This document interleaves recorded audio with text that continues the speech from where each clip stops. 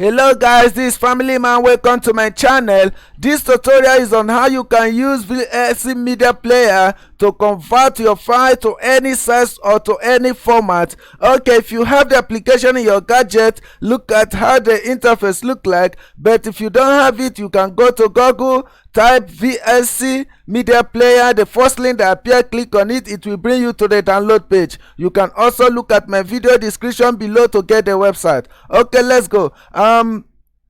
If you have the application, once you open the application, you will see the interface look like this. If you want to start converting your file, the first thing you do, you go to the top left hand corner. You click on media and scroll down to convert or save file. Once you click on convert or save file, a window like this will appear, and on this window you have option to add any file that you want to convert. When you click on the add button, you will have option to select the files. So if you select the file, but before we select the file, let's look at the file properties to see the size of the file. This is 53.8 megabyte.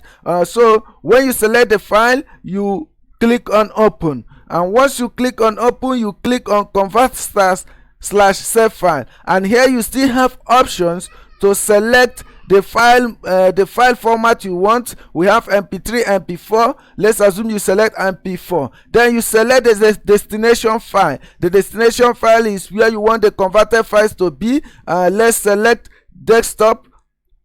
And select to be converted, and we click on save. And once you have done all this, you click on start converting. So once you click on that, after you have converted the file, you go to the destination, you look at the files that we have selected. So when you look at the property, look at the file we have converted. When you look at the properties, you will see that the file has actually reduced to its minimum level, and the file quality is still return the file quality to the video quality. Still return the video quality. As you can see, the video is still very clean. So from 58.03, now we are having 14.5 MB. So that is how